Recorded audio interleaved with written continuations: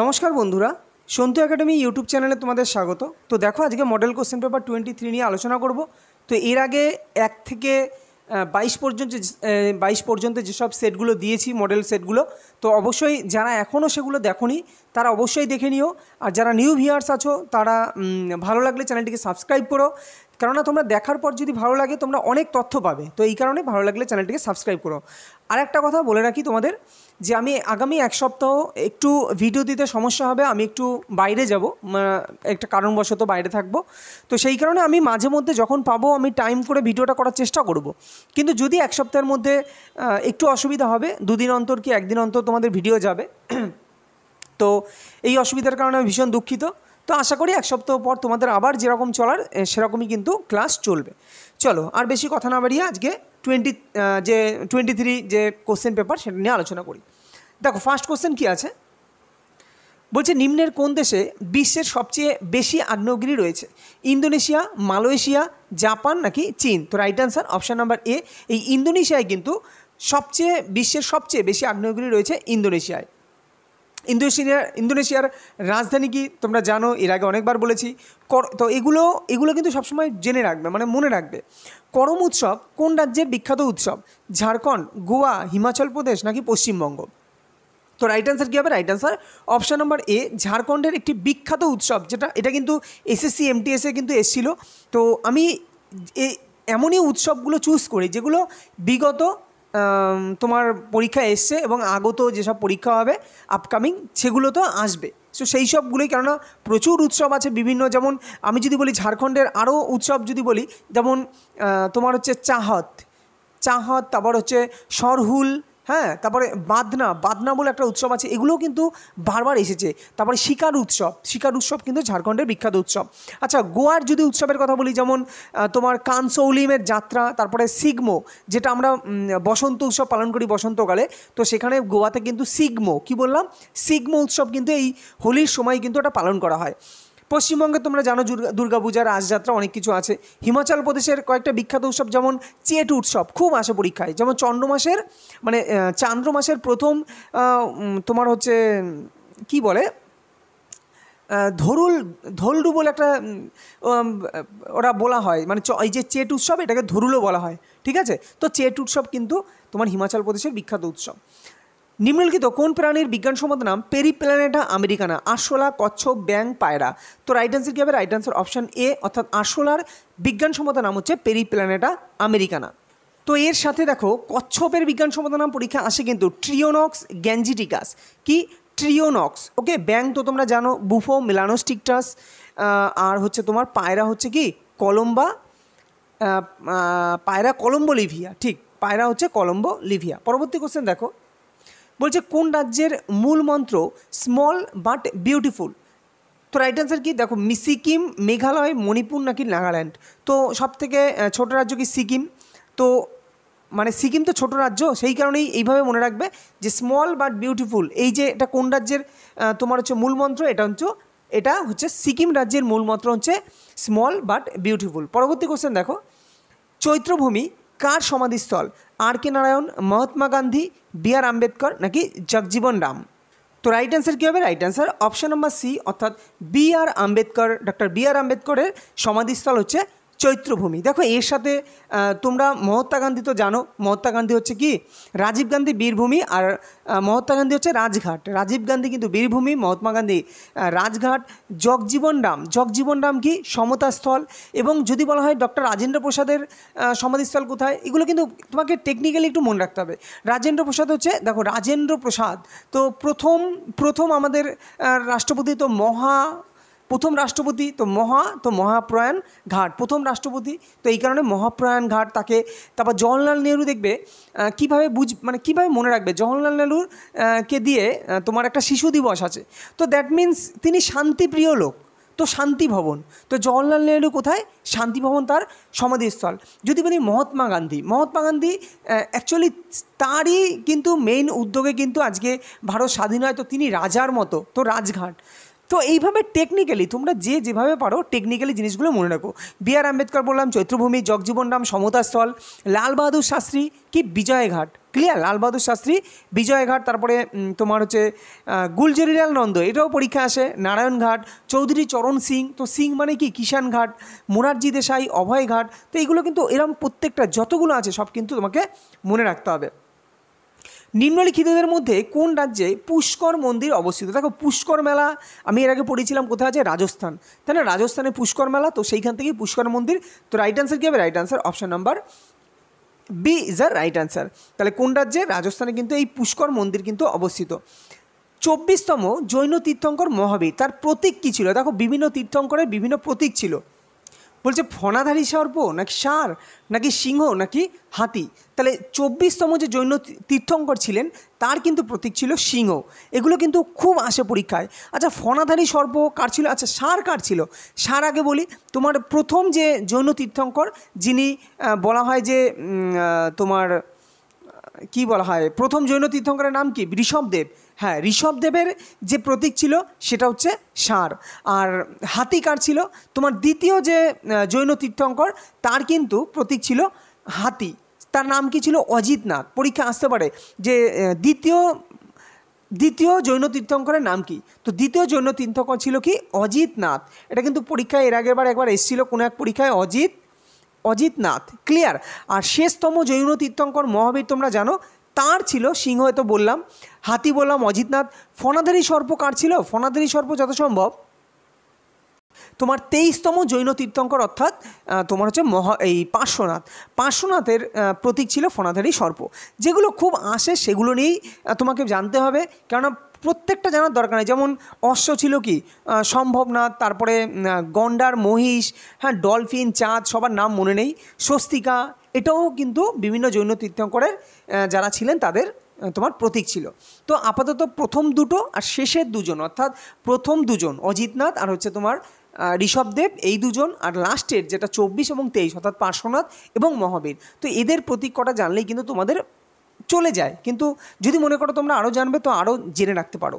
কোন শহরকে সেতুর শহর বলা হয়?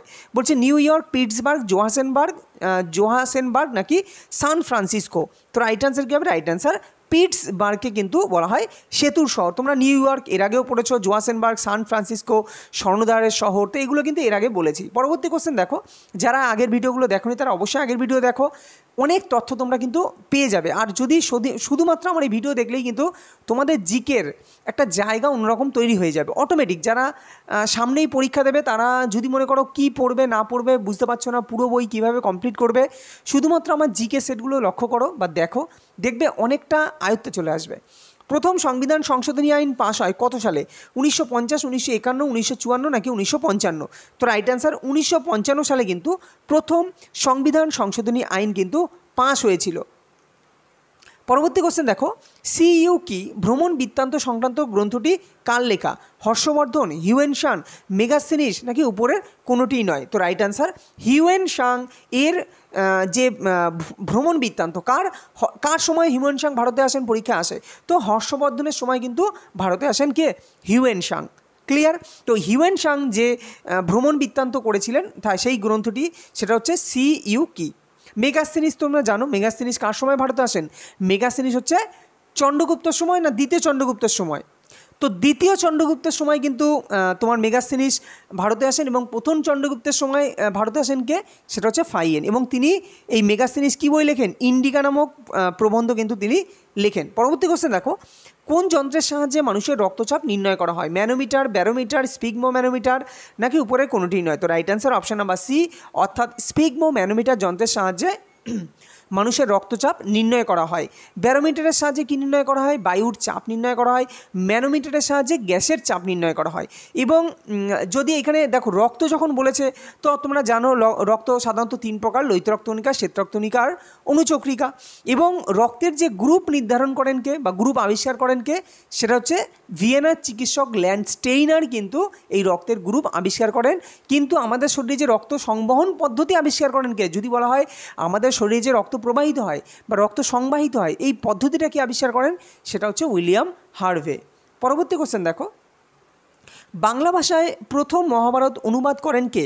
কৃত্তিবাস ওঝা, বাল্মীকি, হ্যাঁ, বেদব্যাস নাকি কাশিরাম দাস? দেখো বলছে বাংলা ভাষায় প্রথম মহাভারত অনুবাদ করেন কে? তো রাইট অ্যান্সার কী হবে? রাইট অ্যান্সার কিন্তু কাশিরাম দাস। আর প্রথম মহাভারত অ্যাকচুয়ালি লেখা হয়েছিল কিন্তু তোমার সংস্কৃত ভাষায়, এবং সেটা কিন্তু তোমার দেখো বাল্মীকি তো রামায়ণ রচনা করেন, আর বেদব্যাস হচ্ছে তোমার মহাভারত। কৃত্তিবাস ওঝা কী করেন? তোমার বাংলা ভাষায় কিন্তু তোমার বাংলা ভাষায় এই রামায়ণকে কিন্তু অ্যাকচুয়ালি লেখেন হচ্ছে কৃত্তিবাস ওঝা। পরবর্তী কোশ্চেন দেখো, নিচের কোনটি পৃথিবীর উচ্চতম জলপ্রপাত? নায়াগ্রা জলপ্রপাত, এঞ্জেল জলপ্রপাত, গোয়ালিয়া জলপ্রপাত, নাকি উপরের কোনোটি নয়? তো রাইট অ্যান্সার এঞ্জেল জলপ্রপাত, যেটা হচ্ছে এই জলপ্রপাতটি কিন্তু কোথায় অবস্থিত? ভেনেজুয়েলাতে। ওকে, ভেনেজুয়েলায় অবস্থিত হচ্ছে এঞ্জেল জলপ্রপাত। পরবর্তী কোশ্চেন দেখো, বলছে ভারতের ক্রিকেট পরিচালন সংস্থা বিসিসিআই, আশা করি তোমরা সবাই জানো, এর কার্যকলাপের এখতিয়ার ও সংস্কার নিয়ে, মানে বিসিসিআইয়ের তার কার্যকলাপের এখতিয়ার কতটা থাকবে এবং তার মধ্যে কী কী সংস্কার করা হবে, সেই নিয়ে একটা কমিটি গঠিত হয়েছিল। সেই কমিটির নাম কি? বলছে Ashok Mehta committee, Lodha committee, Srinivas committee, নাকি টিকে বিশ্বনাথ কমিটি? তো রাইট অ্যান্সার সেটা কিন্তু লোধা কমিটি। এই লোধা কমিটি কী নির্ণয় করেছিল? এই যে বিসিসিআইয়ের তার কার্যকলাপের এখতিয়ার এবং তার সংস্কার নিয়ে পর্যালোচনা করেছিল লোধা কমিটি। তো ভীষণ গুরুত্বপূর্ণ। পরবর্তী কোশ্চেন, কালপেচা কার ছদ্মনাম? বিনয় ঘোষ, বিনয় মুখোপাধ্যায়, বিমল ঘোষ, নাকি বিমল মিত্র? তো রাইট অ্যান্সার কী হবে? রাইট অ্যান্সার বিনয় ঘোষ, এর ছদ্মনাম কিন্তু কালপেচা। দেখো এইখানে কিন্তু বিনয় ঘোষও ছিল, আবার বিমল ঘোষও ছিল। তো এগুলো কিন্তু একটু মাথা ঠান্ডা করে তোমাদের কিন্তু অ্যাটেন্ড করতে হবে, যে যদি বলতো বিনয় ঘোষ সেটা হচ্ছে কালপেচা, আর যদি বলা হয় বিমল ঘোষ, ক্লিয়ার, যদি বিমল ঘোষ তখন তার নাম হচ্ছে মৌমাছি।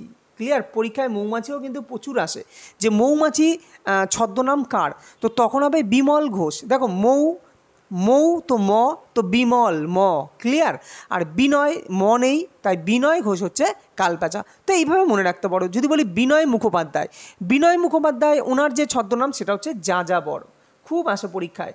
যাযাবর কার ছদ্মনাম? তো যাযাবর হচ্ছে বিনয় মুখোপাধ্যায়। আর বিমল মিত্রকে দেখো বিমল করও আছে, খুব সাবধান, বিমল করও আছে, বিমল ঘোষ তো বললাম, আর বিমল মিত্র হচ্ছে জবালি।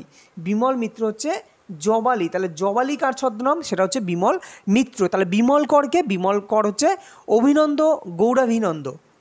গৌরাভিনন্দ, এর ছদ্মনাম হচ্ছে, এই বিমল করের ছদ্মনাম হচ্ছে অভিনন্দন তোমার গৌরাভিনন্দন। চলো পরবর্তী কোশ্চেন দেখো, এগুলো করতে করতে অটোমেটিক মুখস্থ হয়ে যাবে। নিচের কোনটি মিশ্র গ্রন্থির উদাহরণ? অগ্নাশয়, ডিম্বাশয়, শুক্রাশয়। দেখো অগ্নাশয় মিশ্র গ্রন্থি, ডিম্বাশয় মিশ্র গ্রন্থি, শুক্রাশয় মিশ্র গ্রন্থি, তার মানে উপরের সবগুলোই হচ্ছে মিশ্র গ্রন্থির উদাহরণ। এবার তোমাদের একটাও দিতে পারে, এর মধ্যে অন্যান্য কিছু দিয়ে এখানে যে কোনো একটা দিতে পারে। তো এই তিনটেই মনে রাখবে মিশ্র গ্রন্থির উদাহরণ আছে। সাতবাহন বংশের রাজধানী কোথায় ছিল? মগধ, পৈঠান, পাটলিপুত্র, নাকি রাজগীর? তো রাইট অ্যান্সার কী হবে? Right answer option number B, Satavahana বংশের রাজধানী হচ্ছে পৈঠান। এবং সাতবাহন বংশের শ্রেষ্ঠ রাজা, প্রথম রাজা, শেষ রাজা, এগুলো কিন্তু পরীক্ষায় এর আগের বার রেলওয়ে, এনটিপিসিতে বা গ্রুপ ডিতে খুব এসেছিলো বারবার করে, বিভিন্ন সেটে কিন্তু বারবার কান্য বংশ দিয়েছিল এর আগের বার। তারপরে তোমার প্রতিহার বংশের শ্রেষ্ঠ রাজাকে, এটাও কিন্তু এসেছিলো। কোন দিনটি বিশ্ব জলাভূমি দিবস হিসেবে পালন করা হয়? 2রা ফেব্রুয়ারি, 4 ফেব্রুয়ারি, 21শে ফেব্রুয়ারি, নাকি 28শে ফেব্রুয়ারি? দেখো 28শে ফেব্রুয়ারি তো বিজ্ঞান দিবস, তো এই দিয়ে তুমি তো এটাকে ক্যান্সেল আউট করতেই পারো। তাহলে পড়ে আছে কি 2রা ফেব্রুয়ারি, 4 আর 21। তো রাইট অ্যান্সার কী হবে? Right answer option number A, অর্থাৎ 2রা ফেব্রুয়ারি হচ্ছে বিশ্ব জলাভূমি দিবস, যেটা ওয়েটল্যান্ডস ডে যেটা বলা হয়, বিশ্ব জলাভূমি দিবস, সেটা হচ্ছে 2রা ফেব্রুয়ারি। পরবর্তী কোশ্চেন দেখো, বলছে বর্তমানে ভারতের কটি রাজ্যে বিধান পরিষদ রয়েছে? 6টি, 7টি, 5টি, নাকি তোমার 8টি? তো রাইট অ্যান্সার কিন্তু 6টি রাজ্যে কিন্তু বর্তমানে, মানে 2024 পর্যন্ত এখনও বর্তমানে 6টি রাজ্যে বিধান পরিষদ রয়েছে। দেখো পশ্চিমবঙ্গে কিন্তু বিধান পরিষদ আগে ছিল, তো পরীক্ষা আসে এটাও, এসএসসি এমটিএসে এসেছিলো যে পশ্চিমবঙ্গে কবে বিধান পরিষদের অবলুপ্ত করা হয়। তো মনে রাখবে 1967 সালে, কি বললাম, 1967 সালের 1 আগস্ট তোমার পশ্চিমবঙ্গ থেকে বিধান পরিষদের অবলুপ্তি করা হয়। তারপরে কিন্তু 7টা বিধান পরিষদ ছিল, কিন্তু 2019 সালে প্রধানমন্ত্রী নরেন্দ্র মোদীর তত্ত্বাবধানে 2019 সালে 16ই অক্টোবর, কি বললাম, ওনার যদিও না, এটা তোমার যে আমাদের রাজ্যসভা, লোকসভা বা কেন্দ্রীয় সভা আছে সেইখান থেকে এগুলো নির্ধারিত হয়। তো এই 2019 সালে 16ই অক্টোবর জম্মু কাশ্মীর থেকে কিন্তু বিধান পরিষদের অবলুপ্তি ঘটানো হয়। ক্লিয়ার? তারপরে পশ্চিমবঙ্গ যাওয়ার পরে কিন্তু তোমার 7টা ছিল, কিন্তু বর্তমানে এখন 6টা। তাহলে এবার পরীক্ষায় আসে যে 6টা কোথায় কোথায়, সেই দেখো, তবুও আমি তোমাদের নাম বলি, তোমরা তাও এটা চেক করে নেবে। তোমার হচ্ছে অন্ধ্রপ্রদেশ আছে, তেলেঙ্গানা আছে, বিধান পরিষদ আছে, উত্তরপ্রদেশ আছে, আর হচ্ছে তোমার বিহারে আছে, কর্ণাটক আছে, মহারাষ্ট্র আছে। তো এই কটা আছে, তবুও তোমরা একটু চেক করে নিও। কি বললাম? অন্ধ্রপ্রদেশ, তেলেঙ্গানা, তোমরা জানো অন্ধ্রপ্রদেশকে ভেঙে তেলেঙ্গানা হয়েছে, তো এই দুটো মনে রাখা তো খুবই সহজ, অন্ধ্রপ্রদেশ, তেলেঙ্গানা। আর হচ্ছে তোমার উত্তরপ্রদেশ বড় শহর, বিহার, উত্তরপ্রদেশ বড় রাজ্য বিহার, আর কর্ণাটক আর মহারাষ্ট্র। তো এই 6টা দেশে কিন্তু, এই 6টা রাজ্যে কিন্তু এখন বিধান পরিষদ রয়েছে। পরবর্তী কোশ্চেন দেখো, তো পরীক্ষা দিতেই পারে নিম্নের কোন রাজ্যে বিধান পরিষদ আছে, তো বাকি 3টে আলাদা দিল আর একটা দিয়ে দিল, তো এইগুলো কিন্তু আসবে পরীক্ষায়। ম্যাকমোহন লাইন কোন কোন দেশের মধ্যে রয়েছে? ভারত পাকিস্তান, ভারত আফগানিস্তান, ভারত ও চীন, ভারত ও মায়ানমার। তো right answer option number C, Bharat ও চীনের মধ্যে কিন্তু এই ম্যাকমোহন লাইন এবং LAC যেটা লাইন অফ অ্যাকচুয়াল কন্ট্রোল, এই দুটো কিন্তু ভারত ও চীনের মধ্যে রয়েছে। ভারত পাকিস্তান অনেকবার বলেছি, ভারত পাকিস্তান কি লক আছে, তারপর 24তম প্যারালাল লাইন আছে, আর একটা কী আছে ভারত পাকিস্তানের মধ্যে, আর একটা কী আছে এই মুহূর্তে দেখো মাঝে মাঝে মাথায় আসে না, অপশান দেখলে আবার মনে পড়ে যাবে। এই হচ্ছে পড়ার নিয়ম, তুমি যদি বেশি পড়ো না, প্র্যাকটিস করো না, অপশান দেখলে তোমার মনে পড়ে যাবে যে কার মধ্যে কী আছে। ভারত আফগানিস্তান ডুরান্ড লাইন আছে। চলো পরবর্তী কোশ্চেন। র্যাডক্লিফ লাইন, হ্যাঁ র্যাডক্লিফ লাইনও কিন্তু এটা আছে ভারত আর পাকিস্তানের মধ্যে। চলো পরবর্তী কোশ্চেন দেখো, দ্য কমনওয়েলথ পত্রিকার সম্পাদককে? জওহরলাল নেহেরু, বি.আর. আম্বেদকর, সুভাষচন্দ্র বসু নাকি অ্যানি বেসান্ত? তো রাইট অ্যান্সার কী হবে? কমনওয়েলথ পত্রিকার সম্পাদক কিন্তু অ্যানি বেসান্ত, এবং এই অ্যানি বেসান্ত কিন্তু ভারতের যে জাতীয় কংগ্রেসের, যদি বলা হয় প্রথম মহিলা সভাপতিকে, ভারতের জাতীয় কংগ্রেসের প্রথম মহিলা সভাপতি বা প্রথম বিদেশিনী সভাপতি, তখন রাইট অ্যান্সার হবে অ্যানি বেসান্ত। আর যদি বলা হয় ভারতের জাতীয় কংগ্রেসের প্রথম ভারতীয় মহিলা সভাপতিকে, তখন রাইট অ্যান্সার হবে সরোজিনী নাইডু। তো খুব সাবধান।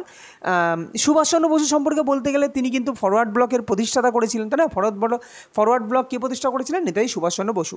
আম্বেদকর কে ছিলেন? Doctor B R. আম্বেদকর। তিনি আমাদের যখন সংবিধান রচিত হয়, তার খসড়া কমিটির যে হেড ছিলেন, মানে তার যে চেয়ারম্যান ছিলেন, সে ছিলেন বি.আর. আম্বেদকর। পরবর্তী কোশ্চেন দেখো, পোলিও রোগে আক্রান্ত, যাই হোক, পোলিও রোগে মানুষের কোন স্থান আক্রান্ত হয়? যকৃৎ, স্নায়ুতন্ত্র, শ্বাসনালী নাকি গলা? তো রাইট অ্যান্সার, এটা কিন্তু পরীক্ষায় খুব দেয় যে পোলিও রোগে মানুষের কিন্তু স্নায়ুতন্ত্র আক্রান্ত হয়। পরবর্তী কোশ্চেন দেখো, আর যকৃৎ আক্রান্ত হয় কোন রোগে? হেপাটাইটিস বা জন্ডিস রোগে কিন্তু অ্যাকচুয়ালি যকৃৎ আক্রান্ত হয়, এটা মনে রেখো। কাকে বুনিয়াদী শিক্ষার জনক বলা হয়? Lord Cornwallis, Mahatma Gandhi, S Swaminathan নাকি প্রিয়নাথ বসু? তো রাইট অ্যান্সার মহাত্মা গান্ধীকে কিন্তু বুনিয়াদী শিক্ষার জনক বলা হয়। এবং মহাত্মা গান্ধী যদি বলি, মহাত্মা গান্ধী ইনি তো বিভিন্ন আন্দোলনের সঙ্গে জড়িত ছিলেনই, এবং তার আধ্যাত্মিক গুরু কে ছিল আর শিক্ষাগুরু কে ছিল, মানে রাজনৈতিক গুরু ছিল কে? গোপালকৃষ্ণ গোখলে, এবং আধ্যাত্মিক গুরু ছিলেন টলস্টয়। ওকে, চলো পরবর্তী কোশ্চেন দেখো, মুখ্যমন্ত্রী হতে গেলে ন্যূনতম বয়স কত হতে হবে? 21, 30, 25 নাকি 18? তো রাইট অ্যান্সার 25, কিন্তু মুখ্যমন্ত্রী হতে গেলে ন্যূনতম বয়স 25 বছর হতে হবে। 30-এ কে, 35-এ কে, এগুলো কিন্তু এর আগে অনেকবার বলেছি। পরবর্তী কোশ্চেন দেখো, কাকে এশিয়ার মুক্তিসূর্য বলা হয়? মহাত্মা গান্ধী, আব্দুল গফফার খান, আব্দুল কালাম নাকি ইন্দিরা গান্ধী? তো right answer option number D, অর্থাৎ ইন্দিরা গান্ধীকে কিন্তু এশিয়ার মুক্তিসূর্য বলা হয়।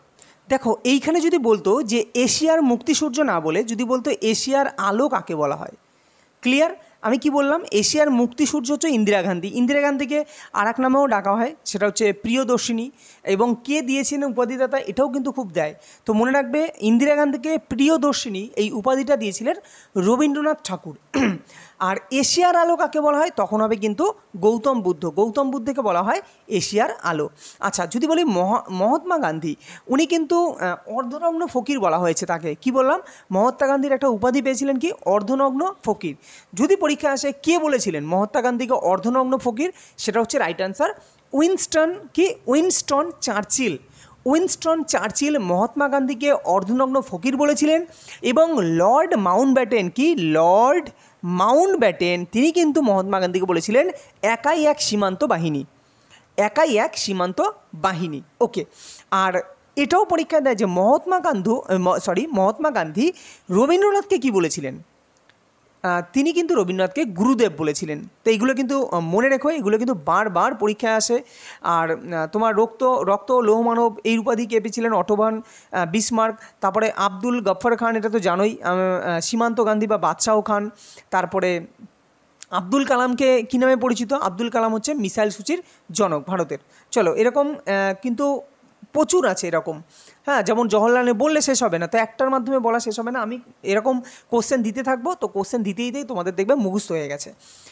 ভারতীয় সংবিধানে পার্লামেন্টের সংবিধান সংশোধন পদ্ধতি কত নং পার্টে আলোচনা করা হয়েছে? আচ্ছা, ভারতের সংবিধান সংশোধন পদ্ধতি কোথা থেকে নেওয়া হয়েছে তোমরা জানো? দক্ষিণ আফ্রিকার সংবিধান থেকে নেওয়া হয়েছে। এবং কত নং পার্টে আছে এই সংবিধান সংশোধন পদ্ধতি? এটা কত নং পার্টে আছে বলছে?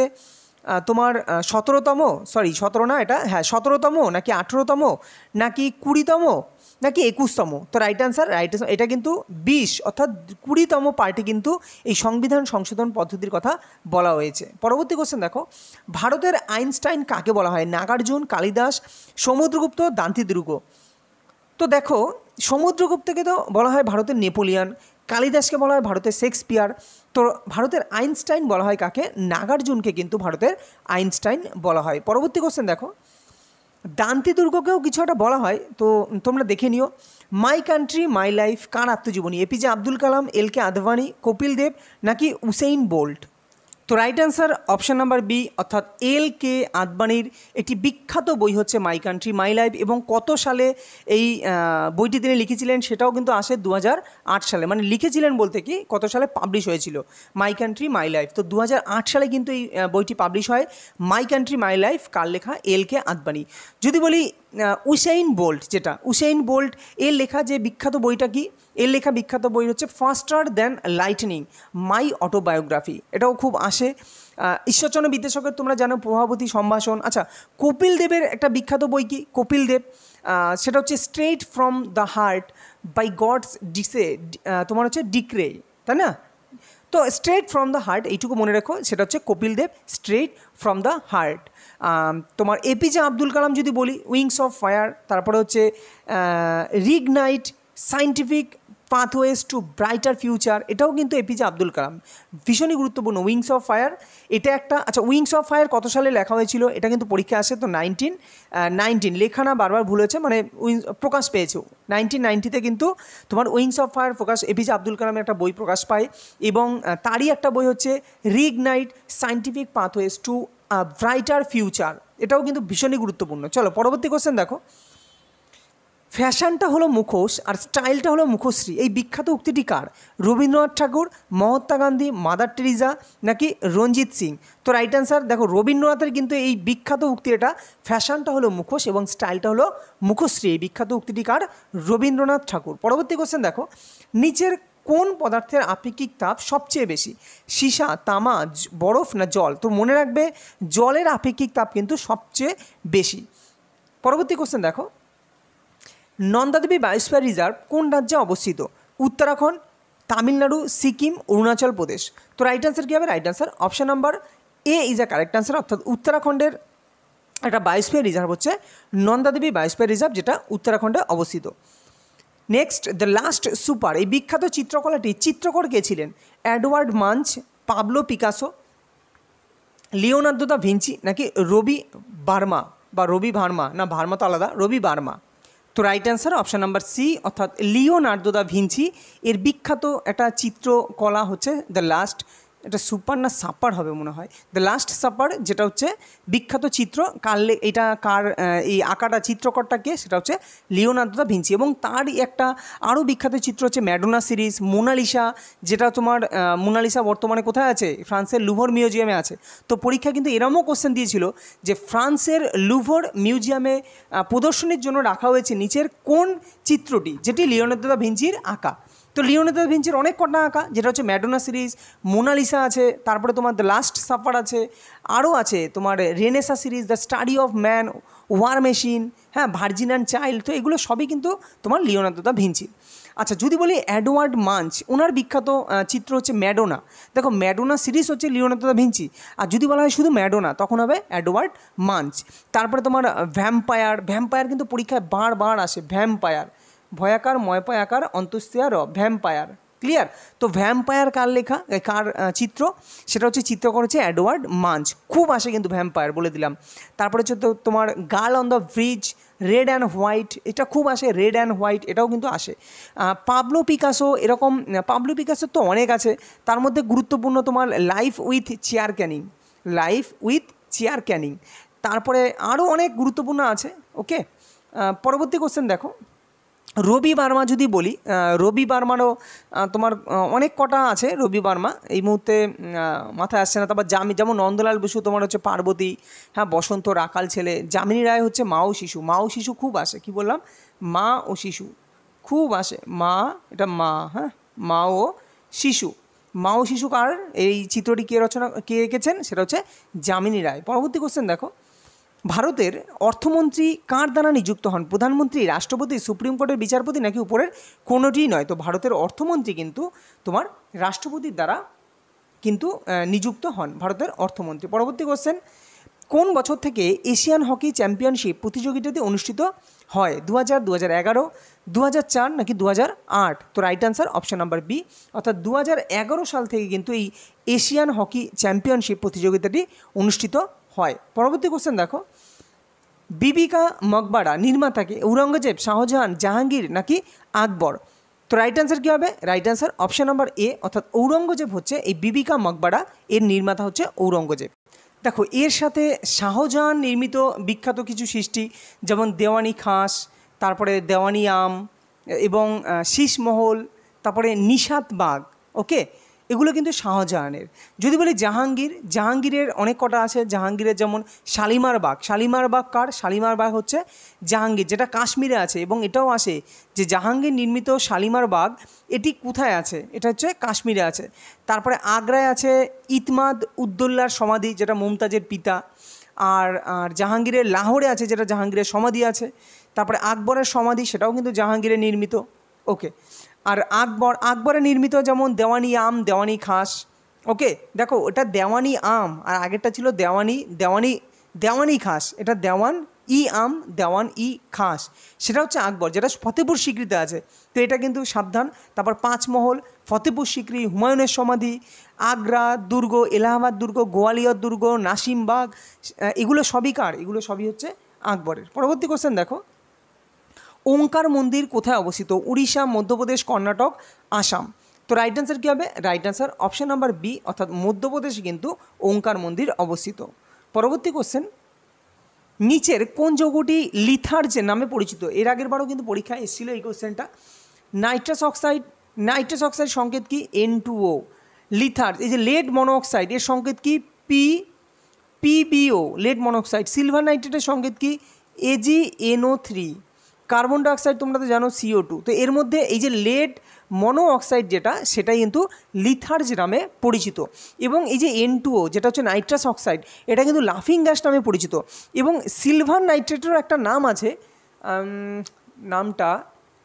সিলভার নাইট্রেটের একটা নাম আছে, ক্লিয়ার?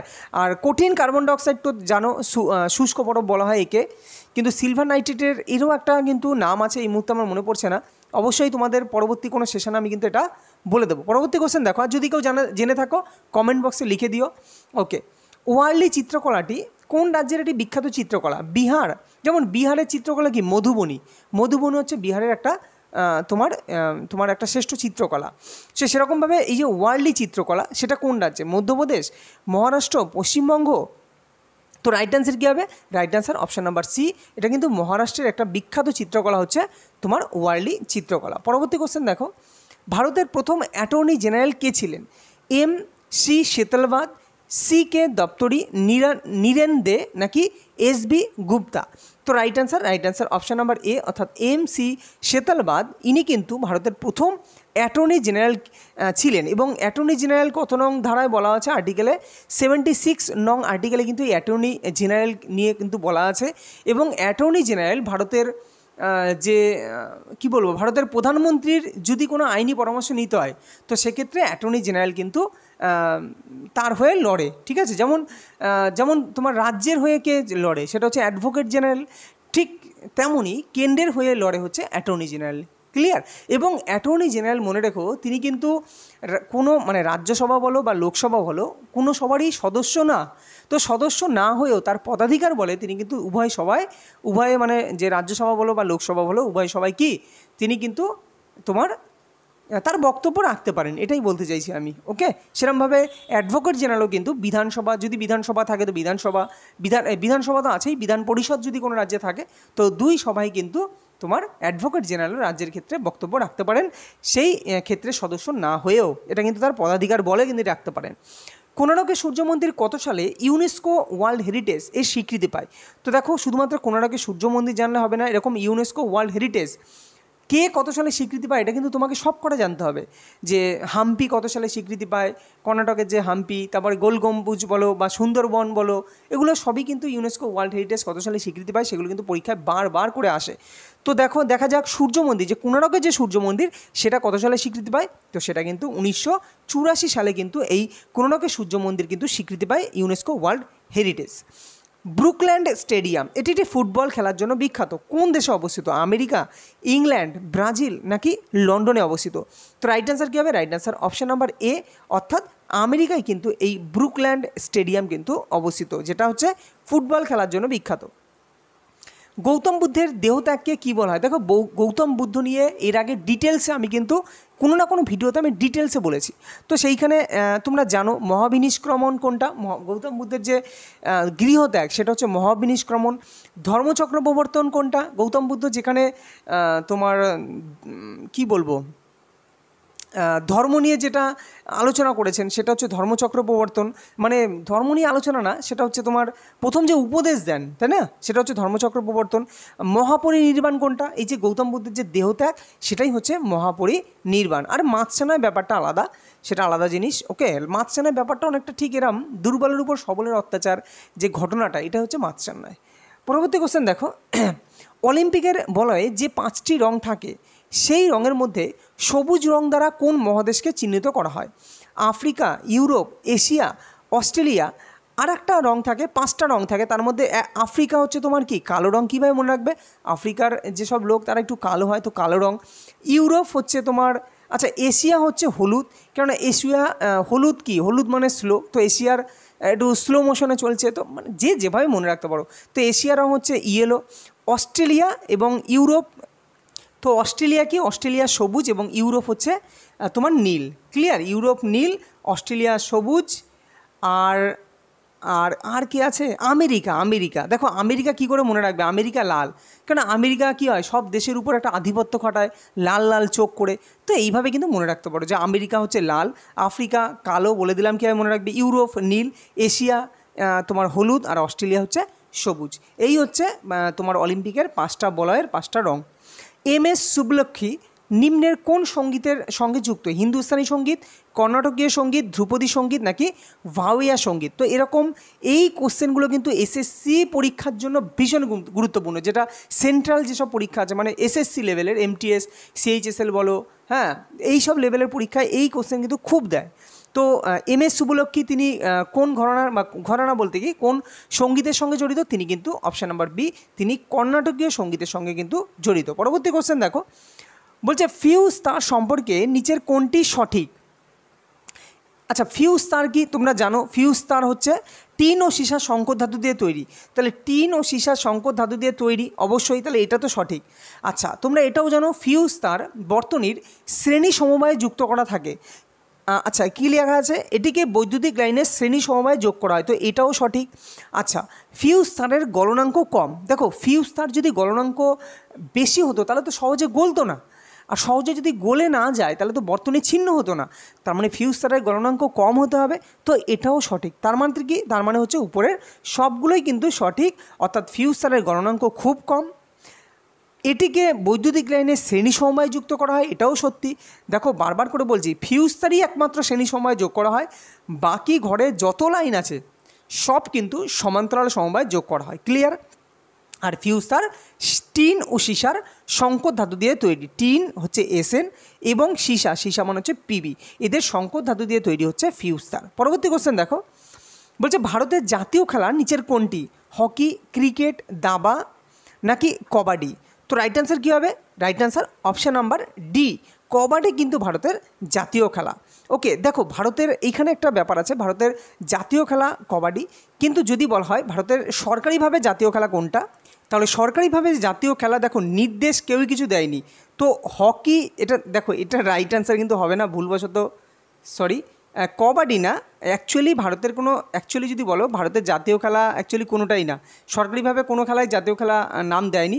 তো হকিটাকে প্রাধান্য দেওয়া হয়। এবার হকি, কবাডি, তার মধ্যে হকিটাকেই প্রাধান্য দেওয়া হয়। কবাডি কিন্তু অ্যাকচুয়ালি বাংলাদেশের জাতীয় খেলা, তাই না? বাংলাদেশের জাতীয় খেলা অ্যাকচুয়ালি কেন দেওয়া হয়নি? তো আমাদের যে সংবিধানে বলা হয়েছে, মানে সমস্ত খেলাকেই আমাদের মধ্যে, ভারতবাসীর মধ্যে একটা উৎসাহ দেওয়ার জন্য সমস্ত খেলাকেই। তো ভারত কিন্তু অ্যাকচুয়ালি জাতীয় খেলা সেইভাবে কোনোটাই কিন্তু দেখায়নি, তবুও ধরা হয় যে ভারতের জাতীয় খেলা হচ্ছে হকি। পরবর্তী কোশ্চেন দেখো, মোবাইল ফোনে কোন তরঙ্গ ব্যবহৃত হয়? আলোক তরঙ্গ, মাইক্রো তরঙ্গ, ইনফ্রারেড তরঙ্গ নাকি রেডিও তরঙ্গ? তো রাইট অ্যান্সার রেডিও তরঙ্গ বা বেতার তরঙ্গ। কোনো অপশানে কিন্তু বেতার তরঙ্গ দেওয়া হতে পারে, তো বেতার তরঙ্গ কিন্তু এই মোবাইল ফোনে ব্যবহার করা হয়। ভারতের কোথায় কফি গবেষণাগার কেন্দ্রটি অবস্থিত? মথুরা, জোরহাট, কাসারগার নাকি ব্যারাকপুর? ব্যারাকপুরে তো তোমরা জানো পাট গবেষণাগার বা জুট যেটা গবেষণাগার, যাই হোক পাট গবেষণাগার কেন্দ্র অবস্থিত। ওকে, কাসারগারে কি আছে? তো এখানেই কিন্তু এই কফি গবেষণাগার অবস্থিত। কি তোমার হচ্ছে কাসারগার। ওকে, কাসারগার কোথায় আছে? কাসারগার হচ্ছে কেরালার কাসারগড়ে কিন্তু এই তোমার হচ্ছে কফি গবেষণাগার কিন্তু অবস্থিত। আচ্ছা, মথুরায় যেটা আছে, মথুরায় পরীক্ষায় বারবার আসে, সেটা হচ্ছে তো ছাগল গবেষণাগার। মথুরায় আছে কি ছাগল গবেষণাগার। জোরহাট, যেটা অসমের জোরহাট, সেখানে হচ্ছে চা গবেষণাগার বা টি রিসার্চ ইনস্টিটিউট। জুট তো বললাম, তোমার হচ্ছে পশ্চিমবঙ্গের যে ব্যারাকপুর।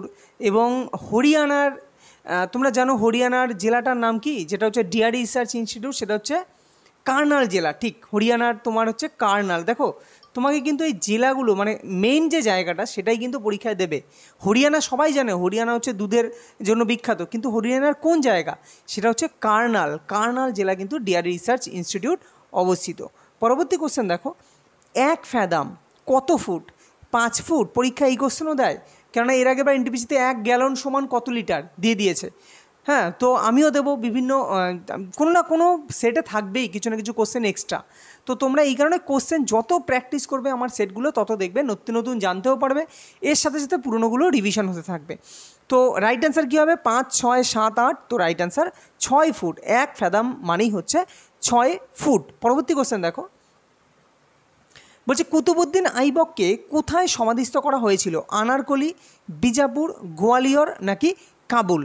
তো রাইট অ্যান্সার অপশান এ, অর্থাৎ কুতুবুদ্দিন আইবককে কিন্তু আনারকলিতে কিন্তু তোমার সমাধিস্থ করা হয়েছিল।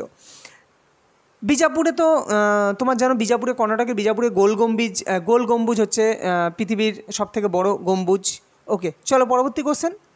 আচ্ছা, আমাদের এই 50 কোশ্চেনের আমাদের সবসময় হয়। তো ভিডিওটা যদি ভালো লাগে অবশ্যই তোমরা লাইক, শেয়ার, কমেন্ট করো, এবং এরকম ভিডিও পেতে চাইলে প্লিজ চ্যানেলটিকে সাবস্ক্রাইব করো। আর একটা কথা বলে রাখি, আমি কিন্তু পিডিএফ আগে দিয়ে দিই। তো যারা অনেকদিন ধরে প্রিপারেশনের সঙ্গে যুক্ত আছো তারা পিডিএফ দেখে আগে কি করবে, চেষ্টা করো তোমরা নিজেরা অ্যান্সার দিতে, তারপরে আমার ভিডিও দেখে মিলিয়ে নাও, তাহলে তোমরা নিজেদেরকে বুঝতে পারবে বা চেক করতে পারবে কতটা কী পরিমাণ রেডি আছে। ওকে, দেখা হবে পরবর্তী কোনো ভিডিওতে, ততক্ষণ ভালো থেকো, সুস্থ থেকো।